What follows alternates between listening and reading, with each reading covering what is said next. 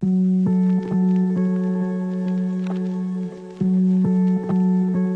afternoon and welcome to the Humanities Festival for those who just came.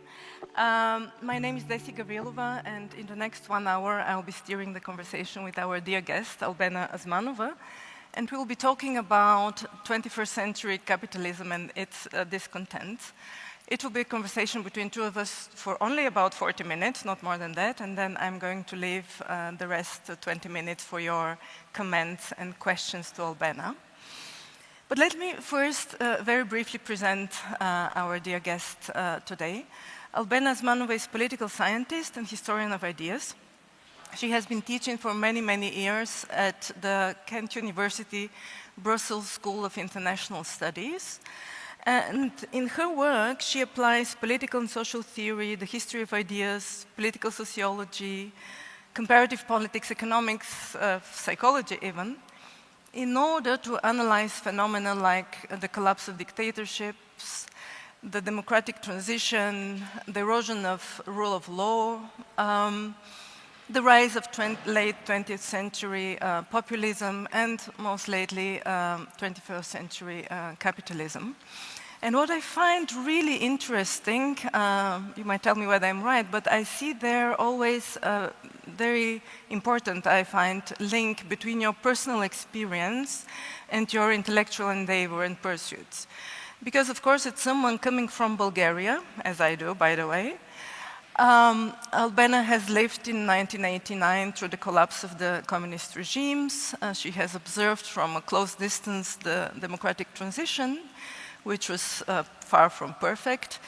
The rule of law and the erosion and the lack of it is something that remains a problem in our country, but in many other countries. So I find that exactly in this field between personal experience and intellectual pursuit is where the originality of her ideas come up.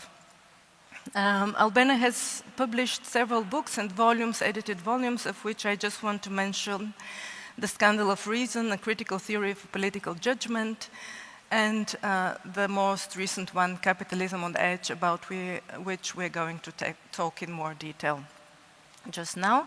And last but not least, Albena has been serving as a political advisor and policy advisor to a number of institutions like the United Nations, Council of Europe, European Parliament, European Commission.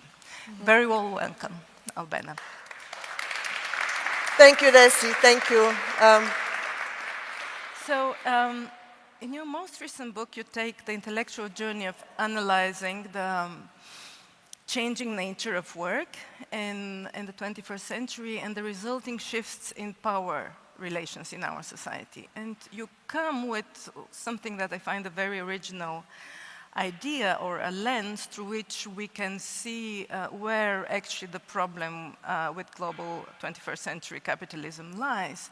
And what you're saying is that contrary to what most people believe, that it is inequality where the problem lies, you find that it's rather precarity. So I would like to start this conversation by asking you to elaborate on your ideas.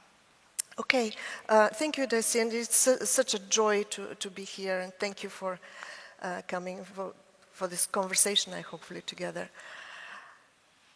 So my take on contemporary capitalism actually was kind of triggered, my unusual take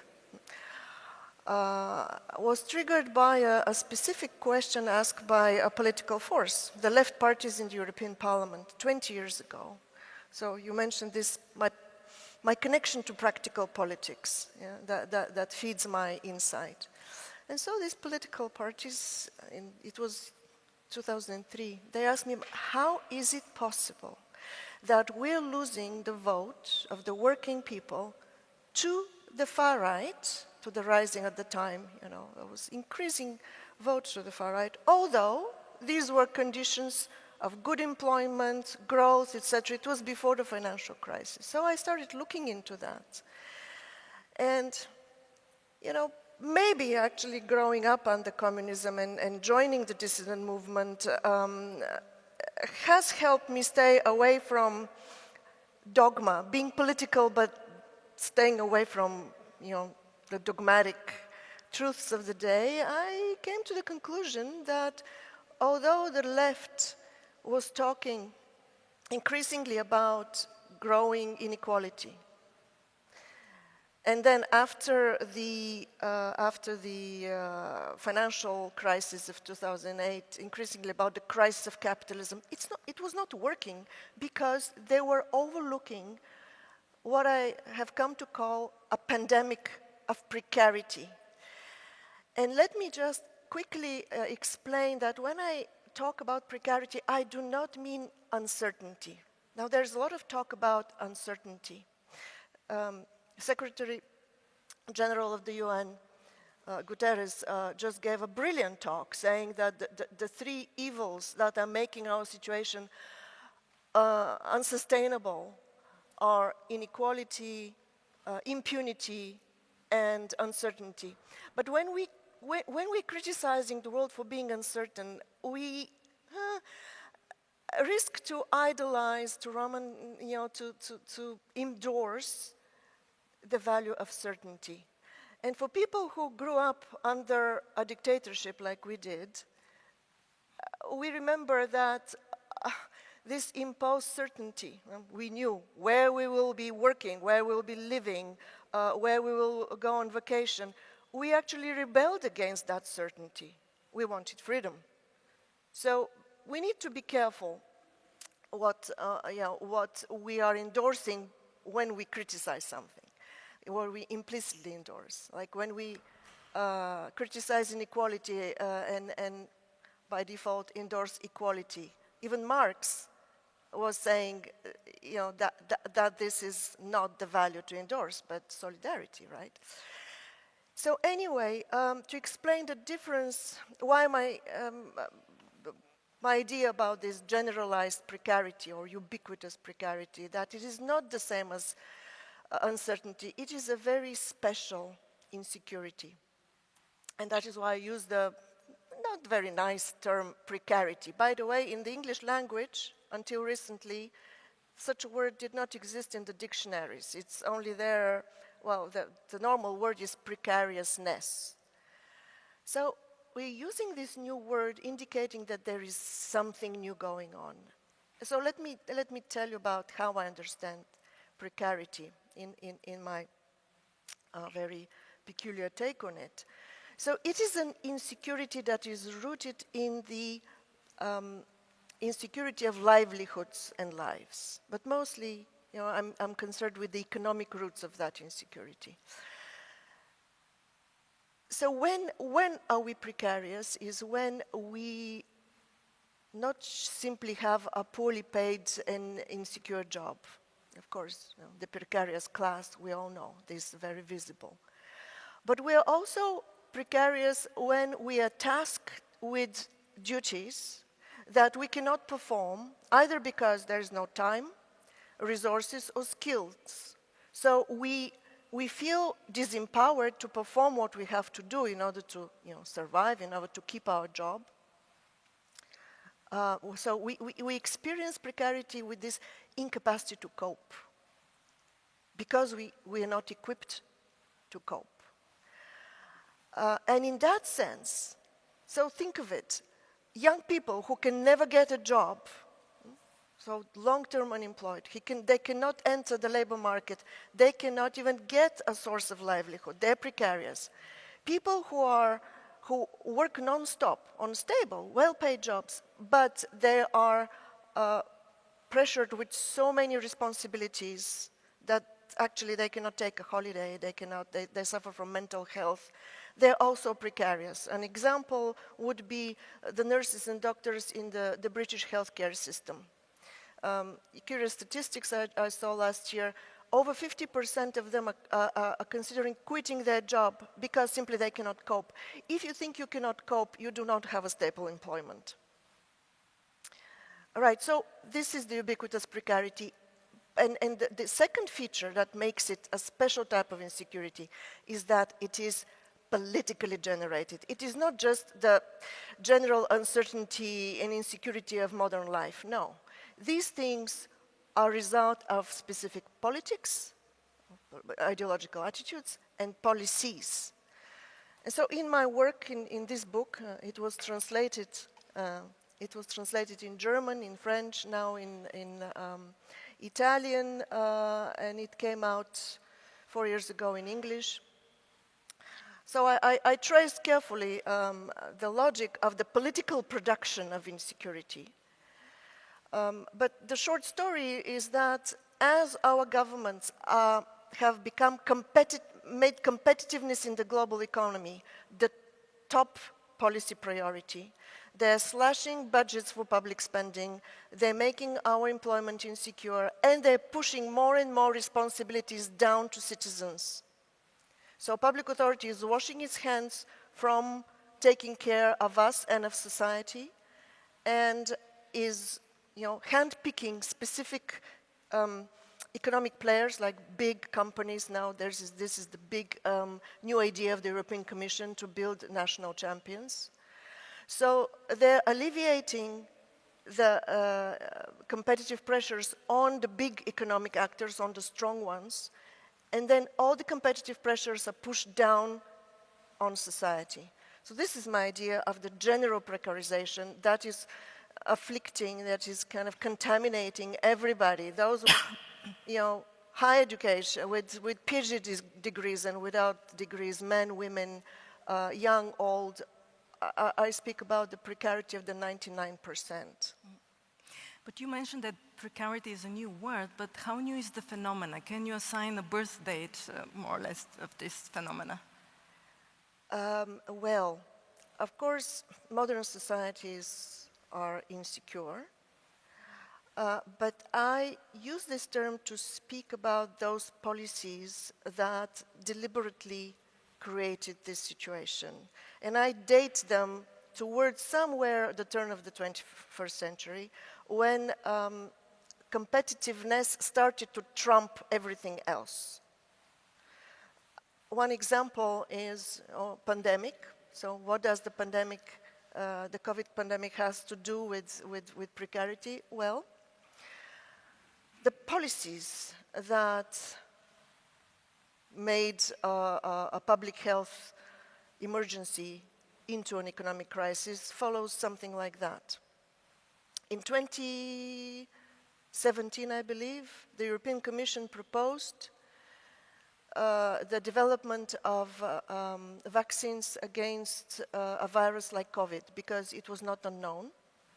People knew that such a danger existed, and they made a proposal within a public-private initiative called Innovative Medicine Initiative.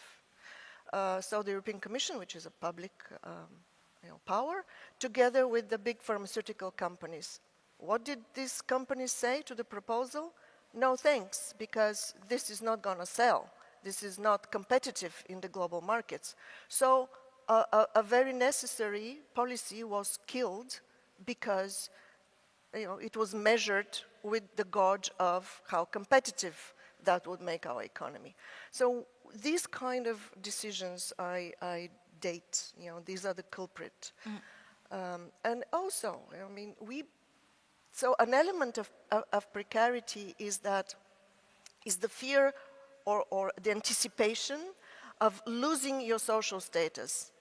So Western societies feel very precarious because we are all quite well-to-do, and we are rapidly experiencing this threat for social slipping. And for me, this a lot explains why the vote of the disillusioned and the threatened and the scared people is going to the right rather than the left. We'll come to talk about this later. But in your book, you get to criticize the leftist criticism of capitalism for two reasons. You say it's wrongly directed and it's not radical enough. Yes. And you're talking about the paradox of emancipation, I think you call it, where that even, you're saying, in the most radical fights for justice and redistribution, actually the left or the critics of capitalism are keeping the state capitalism in a sort of a zombie state. They're reaffirming it. And you quote the indignados who say we're not against the system, but the system is against us, which is sort of a plea for inclusion rather than for dismantling the system. So my question is, what, in your opinion, and following your logic, would be the adequate leftist agenda? Right. You brought up the emancipation paradox. So let me just unpack this. The left has been increasingly louder. Oh, you can't hear me? The left has been focused on inequality. I mean, of course, it triggers our sense of injustice. The global 1% of the rich possess 43% of the global wealth. This doesn't seem fair. But if we think about this concern with being equal within an otherwise unjust system, so to be included and equal within an unjust system, what does that mean? That we actually value that system. And all we need to do is to fight for our place within it. In that sense, this is not a radical position. So within that logic, we have arrived at groups fighting for victimhood, what I like to call victimhood Olympics, because in conditions of precarity, where claiming the status of a victim is about the only source of kind of social protection you can have, of course you have to play that card, otherwise you are doomed. But on that plane, one group of victims is fighting another group of victims while the perpetrators are going, invisible.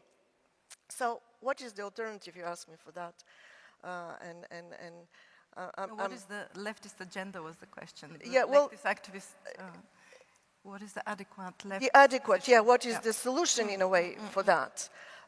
It is first of all to accept this diagnosis that is general precarity rather than going with the fashionable dogmas of the day that we have inherited. Maybe they were useful at some point. And then search for a solution that is coming directly from this diagnosis. I will steal a phrase from one of my favorite East European authors, Stanislav Lec, a Polish writer, used to say, the exit is usually the same place where the entry was, the entrance was. So if the entrance into this trouble is the policies that create precarity, let's fight those policies. Let's fight the fact that considerations of profit or the profit motive have trumped all other considerations. I mean, we are running our universities for profit, not for knowledge. A lot of the bans on protest in universities is done under considerations that we need to attract international students, and this doesn't look good for profit making. So that would be a more specific. The left has been, as the right, the center left and the center right also, very populist in promising inclusive prosperity for all. We should stop with that promise. We cannot continue with producing and redistributing prosperity when we have to take care of the environment. But you have to offer something to people. What I'm proposing is that we offer economic stability, security of the sources of income and livelihood, so that people can project their lives, see the future without anxiety. Because no matter how rich you make people, but if their wealth is insecure, they will be haunted by all of these anxieties and nastiness that comes from precarity.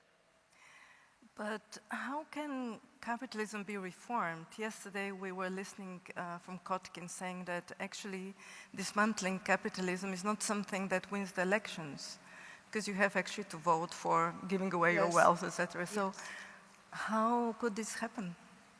Okay, what to do with capitalism? I like to talk about subverting it rather than overcoming it by diminishing the role that the considerations of profit play. Because actually they're hurting also the winners. COVID, again, is a big example. For me, it happened as a pandemic, as a global socio-economic crisis, because our policies prioritize profit, and that obviously was not good for the rich either.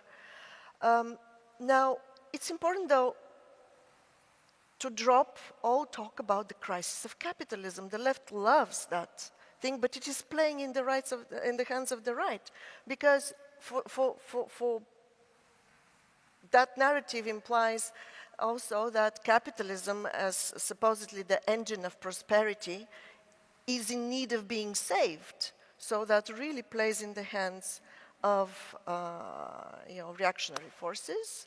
And also it invites emergency policies that prevents us from looking ahead. It's a permanent crisis management. So this becomes part of the solution of the problem we're trying to solve. So we don't need, to wage a battle directly with those words against, for the fall down of overthrow of capitalism. I don't think it's going to work. But we could attack, that extreme focus on profit, which, capitalism is not just market economy. Capitalism is a social system, and here I'm following no other than Marx, that is motivated by the pursuit of profit, what Marx called the profit motive. Even without using the term capitalism, you fight the profit motive and you fight capitalism. But if capitalism doesn't need to be saved, and if you think like this is a trap, so how would exactly the alternative look like? Like you and I lived through an alternative, one alternative, which we know how it ended in '89. Is something like a basic unconditional income way to a solution? Or how does post-capitalism look like, in your opinion?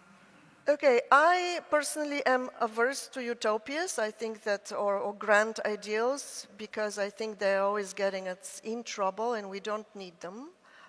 We lived through a society that justified a lot of bad things through this commitment to the grand idea.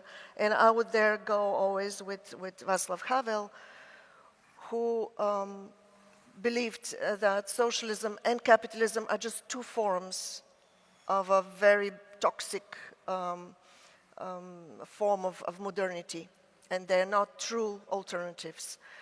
So for me, it would be not necessary, to have a blueprint, but to practically focus on what is hurting people. And for me, what is hurting us is this increased commitment on competitiveness in the global economy. The European Commission has completely, made that its flagship policy now.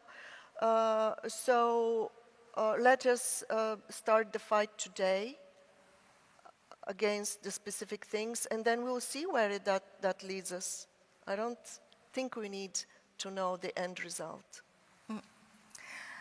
In your work, you have been paying attention and looking into deliberative democracy a lot, amongst others in your book, The Scandal of Reason.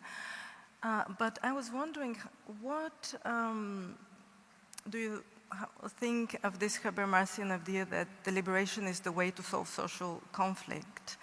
And what is happening with this idea in a situation where a whole generation are raised on social media, where they rather stay with like-minded people in their opinion bubbles, and this place of confrontation with the other side and deliberation is, it seems to me, kind of becoming smaller and smaller. What is left from this idea? Right. So the idea of direct democracy, forms of direct engagement, they became fashionable, 30 years ago, and they're also very fashionable now because we see that the institutions of electoral politics are not giving good results. But I'm very skeptical about two things in the, both deliberative democracy. I do not believe that we can solve the crisis of democracy with more democracy.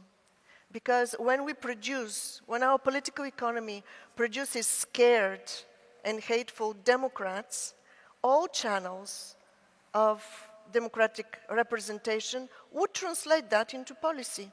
This is exactly what's happening with the rise of the far right. They're coming through the channels of democratic, free and fair elections.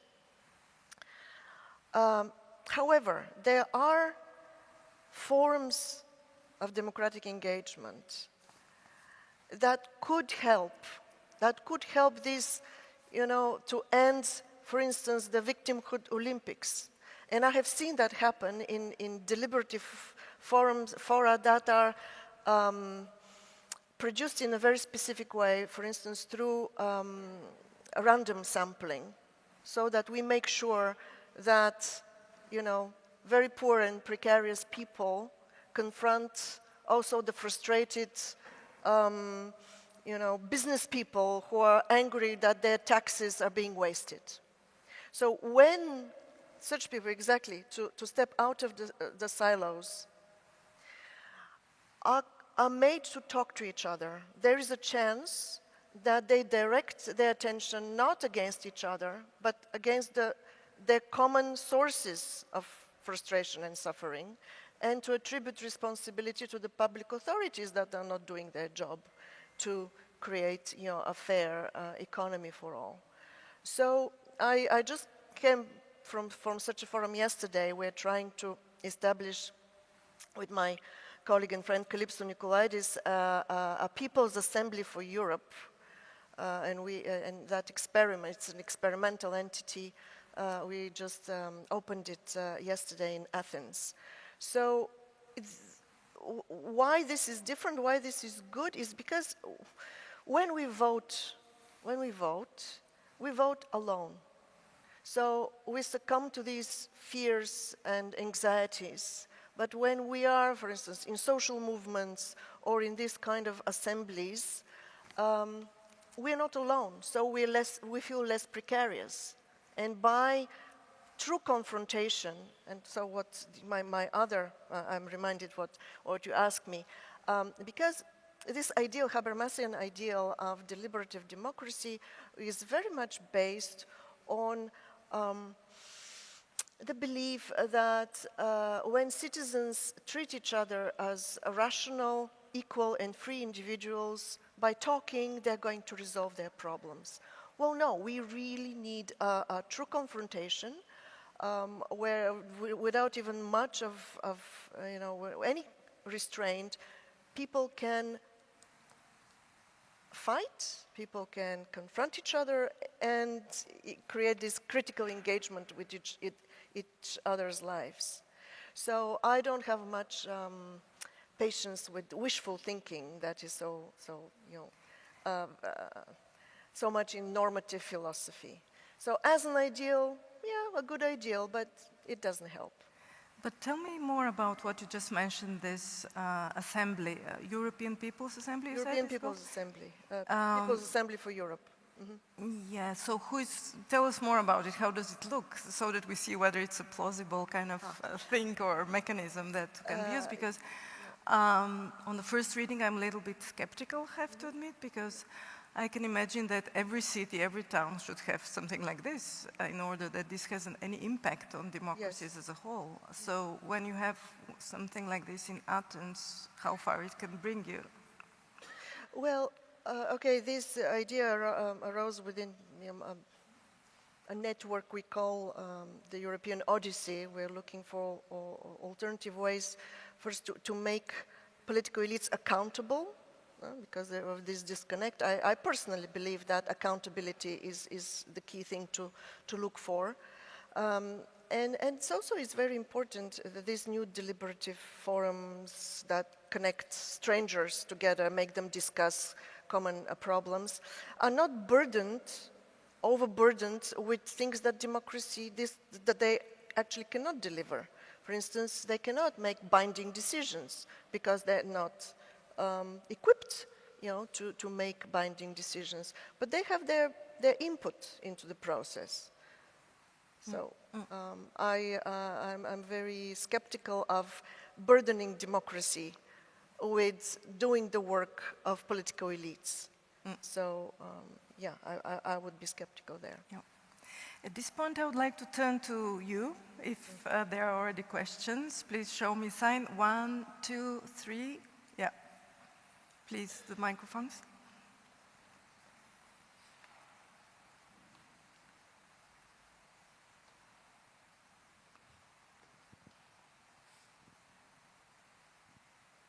Here, first row, and then there.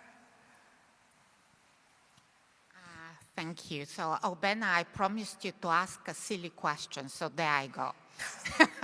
I was just wondering, to what an extent your notion of precarity, that I think is very interesting, and I think I feel very convinced that, what you say gets to the heart of the problem.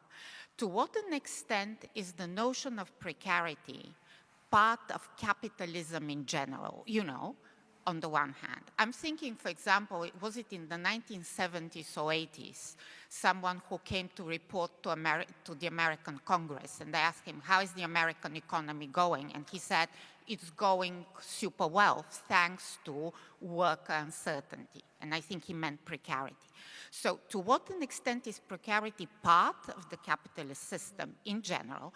To what an extent what you're describing, these policies at the turn of the 21st century, are a new phenomenon, and probably capitalism itself has changed, and it's no longer capitalism in the way we understand it in a classical sense of the word. For example, what you're describing about competitiveness being pushed down. So basically, you don't have real competitiveness when it comes to the level of Amazon. Who is Amazon competing with? So what sort of capitalism is that? So I wonder whether its precarity is a condition of capitalism, or precarity is a condition of capitalism that has transformed into something else. So there. Okay, well, That's my not a silly question. question at all. To what extent precarity? Yes, so the logic of capitalism based on competition, not just competitiveness, but competition. Because currently what we have is making some competitive in the global economy by repressing competition for them. So capitalism is based on agents competing for profit, that's it. But the goal is always to kill the competition. So the end of competition is the implicit goal of those who compete. When you win, that's... so that, yeah, in a way, that there is a moment of always this insecurity there. What will happen to you if you do not compete successfully as a capitalist? You join the working class. Now, what happened with the welfare state is something very curious. So the welfare state was established there in order to eliminate personal dependencies on communities, churches, so it made us dependent. It gave, to cut dependency on the market. So this kind of precariousness of being dependent on the market and being dependent on communities. So we citizens became directly dependent on the state through certain, however, not personally dependent, because welfare, employment insurance, etc., etc. So the goodies of the welfare state were guaranteed. So it was a disconnection, cutting of personal dependencies on the market and on specific groups. Now, when the welfare state started corroding in the 80s, and now in many countries is almost gone, the power of the state apparatus to control our lives is still there, but the welfare that made us independent, both from markets and communities, is gone.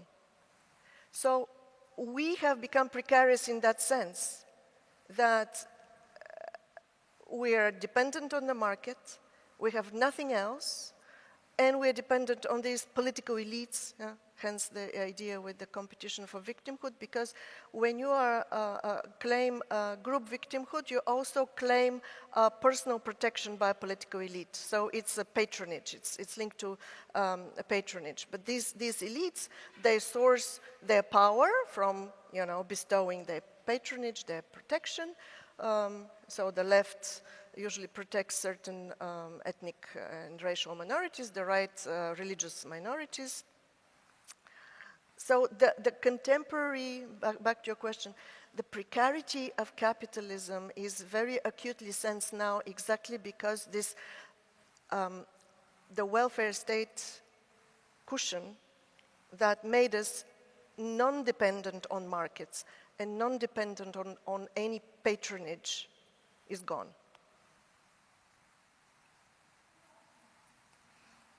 Please, a question there. And there was somewhere there before. Okay, 1, 2, 3.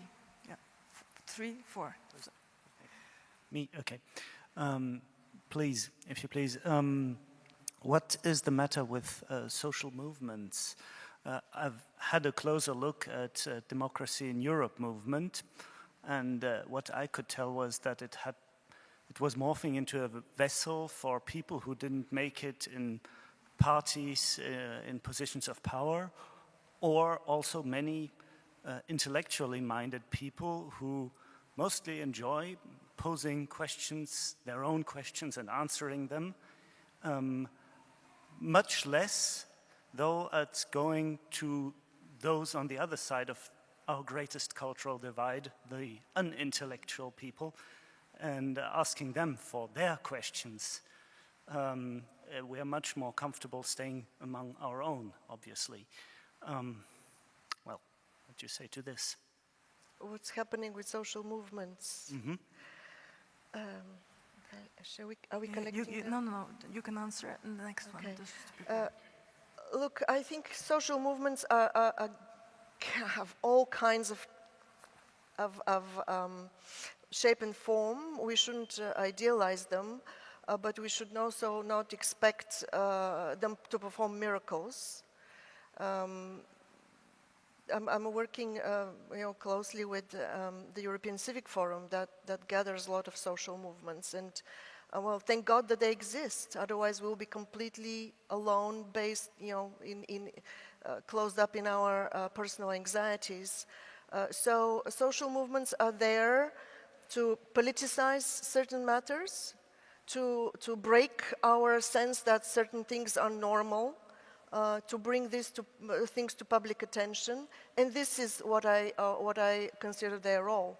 We cannot burden them with solving the problems that we as citizens need to press public authority to deliver, to solve. Okay. I have a question regarding the quote you mentioned, that exit is entrance.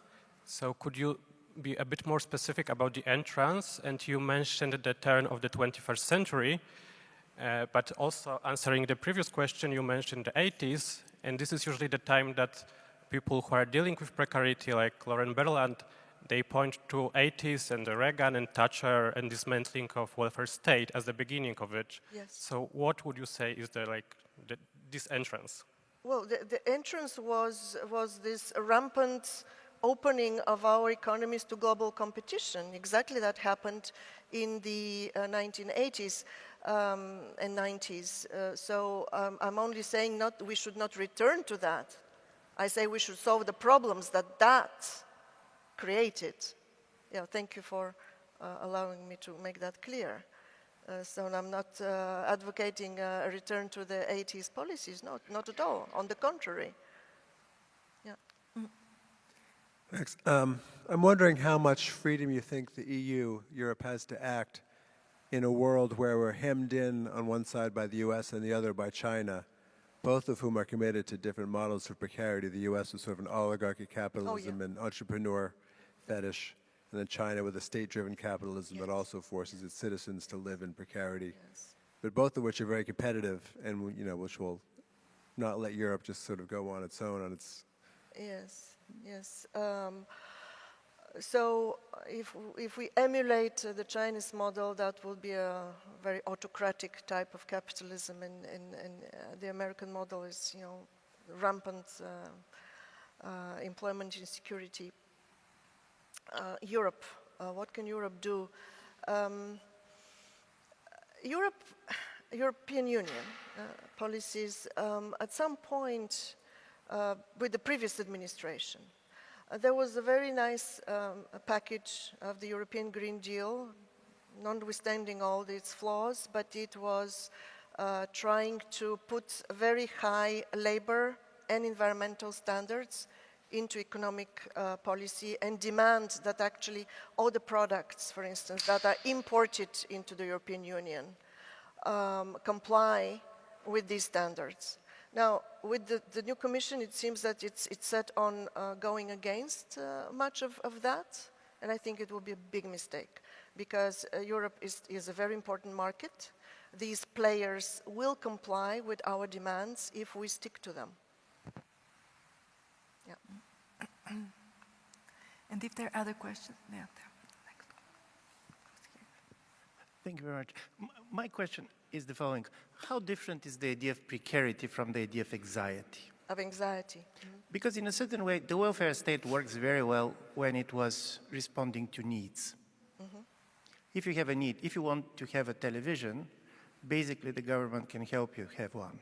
But if you have 100 televisions, and basically the major competition between the companies is to try to push you to get the one that you really like, then the government is in a much more difficult situation. And of course, this is for me, because in a certain way, I do believe you're right. You don't experience social inequality in your everyday life. I don't believe that every day that I'm going to wake up, I'm comparing my incomes with Elon Musk. But this kind of anxiety, in a certain way, goes deeper than simply the income that I have and the task that I'm going. For me, a much more interesting figure of the world today is a shopper who goes to a shop, buy a dress, and 2 days later decides to return it, because any choice can be redetermined. Nothing is commitment. In a certain way, what you really moved from is that you have such a broadening of the choices that the anxiety does not come from the fact that basically you have a shrinking choices, but the very broadening of the choice creates this psychological situation in which even if you have certain incomes, even if you have a middle-class life, all the time you are basically asking for something else. And this is not necessarily a profit motive. Mm-hmm. This is our kind of experience of freedom of having unlimited choices. And from this point of view, I don't know to what extent precarious is simply an economic term, and to what extent it's much more cultural and psychological definition of the life that we're living. Sorry for being too long. Okay, great. I think the kind of precarity I describe, which is based on people fearing that they cannot continue, that they cannot support a dignified life that they perceive, is experienced as anxiety, but I would not include the type of anxiety you described as kind of a feature of that. Of course, with the proliferation of opportunity, every opportunity we do not chase is a failure, and that creates anxiety. But, that is not what I'm concerned, and that is not what I would call precarity. And I think that my children are now, young adults, and I see that among their communities, and they are shunning away, from that chasing of all the opportunities of cheap products, etc. So there is a way to deal with that kind of anxiety, but they cannot individually fight the anxiety that comes by knowing that no matter how many master's degrees you accumulate, you would not land a job that would secure a decent life for you. There's a question there, if you can, there. No, this microphone Okay. If you can go in the middle. Oh, okay. Yeah. Can I? Yeah. Okay. First, and then Sorry. second, please. There. My question is rather to be, on the positive note. So my question is that if you said at the very beginning of this time of precarity, or when the precarity intensified, it was in the 80s, with the globalization. And this idea was, this economic policy was based also on the idea of the global peace, that the Soviet Union is no more, the real danger. China is going to be on our side in the long run, also democratic. So this globalization that leads to precarity also was, in a way, I think, tied together with the peaceful development of the world. And then, on the positive note, would be that if the Fukuyama's dream is now over, and we are facing again, real enemies. So the question would be whether the Western countries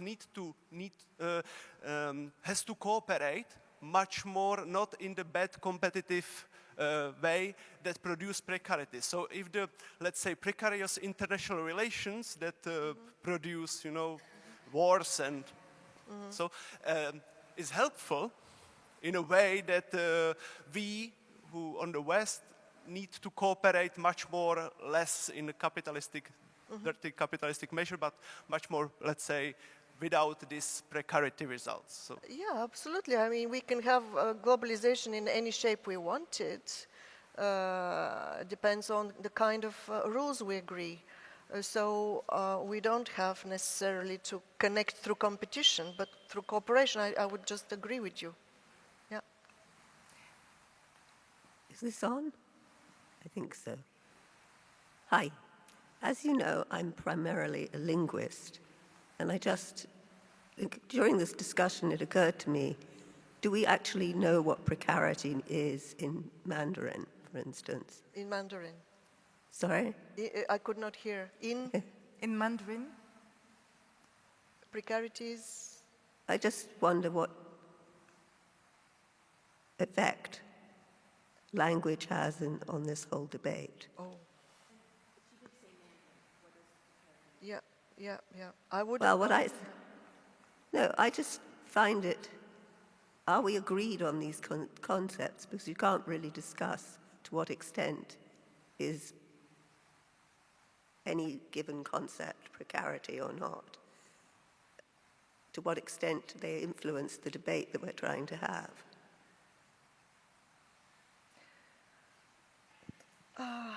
Look, I use the term purely as a technical term that allows me to address this phenomenon I describe. I would not claim that it has, translatable universal value. It is just helping me address a problem, and that's all I'm prepared to do. Thank you for your question. There's a question there. Yes, I'm a Swiss political scientist, and I'm more optimistic than you about deliberation, because we do deliberation for 600 years. In Switzerland, we do direct democratic votes. People feel very much represented in politics. They can vote on average 12 times a year about really important questions. Do we want COVID vaccines or not? We could vote about that. It helped, it helped include people, and I think we are less in a precarious state in Switzerland. So people are not precarious. There are maybe some, but the system is actually working very well and very stable. But deliberation needs time. It needs independent media. People need to be trained, to understand and discuss each other and to confront each other. So this is something you cannot learn from today to tomorrow. If you have representative systems like in the EU, where you vote somebody and this guy is not doing what you want during the next 4 years, this is much more difficult than when you have direct democratic influence all the time, also when times change, and I think this is deliberation. So, and we need to go into this direction also in Europe. I mean, you do it with the European initiative, yes. Having people there discussing with each other. This is the way it works. Yeah, but that is what I embrace. Actually, I think that referenda are rather dangerous if they're not preceded by proper deliberation. Well, Switzerland, I think you guys are quite precarious there in the way, look, there is a fear, and there is a fear in all wealthy European societies, that we're about to lose our comfortable way of life. And there is this idea of a fortress Switzerland, fortress Europe. Actually, the vote for the far right in Switzerland was among the first that started rising. Anti-immigration sentiment, although you don't have that much immigration as compared to others. So this anticipated and perceived threat to lives, livelihood, cultures, this is the experience of precarity that I think is driving that support, and it is going through the democratic channels of the referenda. Yeah. Maybe with proper deliberation you would cut that so that people can understand that the problems are elsewhere and not the immigrants who are threatening, May I see the hands for who has questions so that okay, 1, 2, 3, yeah? Please, okay, here then? Oh, okay, here, please, yes, sorry. Yeah, hi, I really like the talk, but I wanted to ask who is the subject of your talk? So it seems to me like we have, we're talking about the West and you have these people that are facing the erosion of their historical privileges, and this gives rise to this anxiety and this precarity that you rightly identify. Then we have immigrants within Europe that probably historically have never really had access to these privileges, former socialist countries and so on, and that are employed in the West in precarious positions, don't even have the language to identify what's happening to them, like, Romanians in like meat processing factories during COVID. And then you have immigrants from anywhere else in the world that once they make it through the enormous hurdle of European bureaucracy and visa systems, come here and, European society relies on them to even continue functioning. You need refugees that used to be, qualified like journalists and professors now acting as your Uber driver and your Lieferando delivery person, because that's the only type of jobs they will ever have access to in a European society that doesn't even welcome them. So I'm kind of just wondering, who is this talk about? Because there are some people that by the very definition of the system we live in are doomed to forever precarity. And how do we even expand this framework that we're talking about to include them as well? Yeah, thank you. Okay, who's the subject of my analysis? I deliberately constrain myself to the analysis of the societies I know, and these are the Western societies. Now, you mentioned the most precarious. Sure, the most precarious are the immigrants who have no social protection, who have no access to social services, to employment, etc. And that reminds me, there is a stratification, and even of conflict of precarities. There is also, who is more precarious? This needs to be taken into account. So yes, we need to take that very seriously. Among the most precarious social group are the self-employed, because they're not even covered by the social protections that employees have. So that's another thing we need to take into consideration. So in a way, the language of the class struggle, capital versus labor, doesn't work anymore, because precarity cuts across that distinction. I'm very much on your side, talking about profit and competition and this being the one driver of our world these days. Would it be an idea to redefine profit like we are redefining GDP? Because if we do it only on this financial materialistic side, there's lots of profit left out. And I think widening all this to include things that so far haven't been included in these two terms might be an idea. Yeah, people nowadays, thank you. There's a lot of talk about replacing consideration of profit with considerations of well-being, for instance. Now, I want to, you remind me of one thing that's very often confused, and I want to clarify it. You know, any economy that is run in a rational and reasonable way would produce surplus. So the production of surplus is not the problem. So, you know, we can have socialist economies produce surplus. It is, you know, think about what it means, the profit motive. If you target or plan or design your economic or cultural, etc. activity to be oriented exclusively by making profit, this is the trouble. It is not that any activity would create surplus. We need surplus in order to, you know, provide for people. Yeah. Yeah.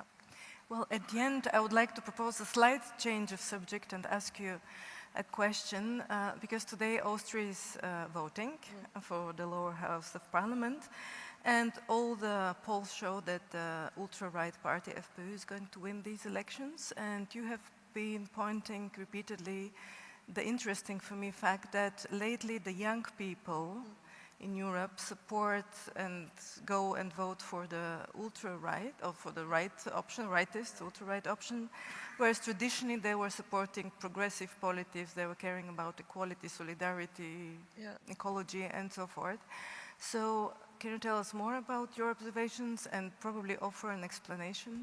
Yes, no, that's one of the puzzles of our times. Young people in the last, for instance, the previous European elections, not now in June, but previous round, they massively voted for green parties. Usually more women voted for, you know, green and left parties. And in the most recent round, we saw equally, you know, men and women voting for the far right, and surprise, surprise, young people. So when I started looking into that, a very curious development, I saw a report specifically studying the youth in Germany.